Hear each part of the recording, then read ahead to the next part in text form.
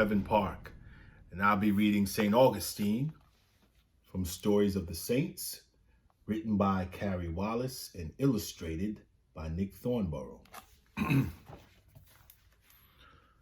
One night when Augustine was a boy, he and his friends got bored with the games they'd been playing on the streets of their city, Hippo, in North Africa.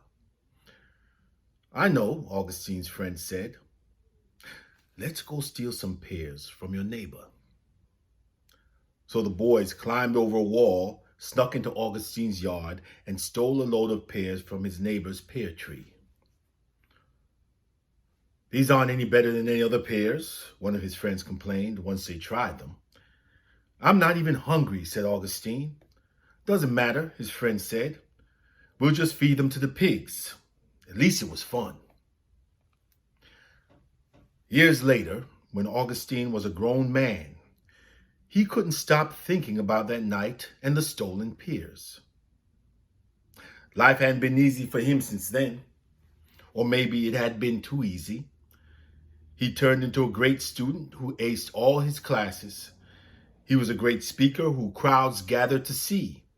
His family was rich, so he never had to worry about money. Women liked him. He loved them. And he had good friends. But none of this made Augustine happy. So he started to wonder about God. Who was God? What was God like? What did God want? Augustine's mother, Monica, was a Christian. She was always trying to get him to go to church. So finally, Augustine went to hear Ambrose, who was a great speaker, just like him.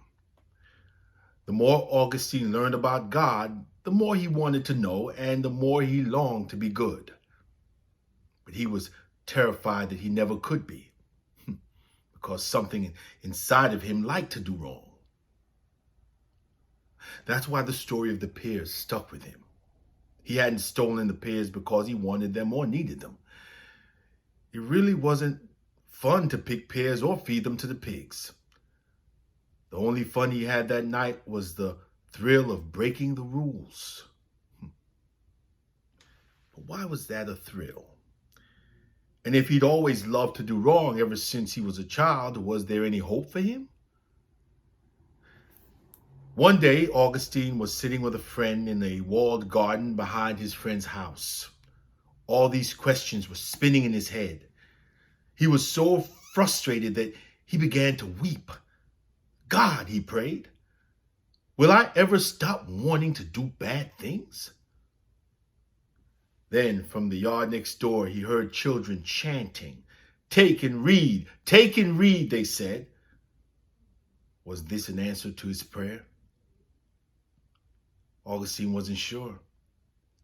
But he saw a book his friend had left nearby, a copy of a letter St. Paul wrote to the church in Rome several hundred years before Augustine was born. When Augustine opened it, he read the lines, "Let's walk in the light, not in wild parties and arguments and jealousy. Instead, let's be like Jesus."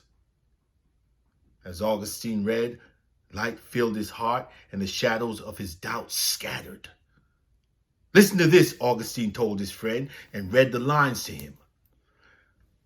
"Do you know what else the letter says?" his friend asked. Augustine shook his head. The next lines his friend told him were about strength and weakness. St. Paul wrote that it didn't matter to God whether someone was weak or strong. God would give them the strength to anyone who asked. That was the answer to the question Augustine had carried with him all his life. He didn't have to figure out how good to be on his own. God would help him. Augustine became a great leader in the church.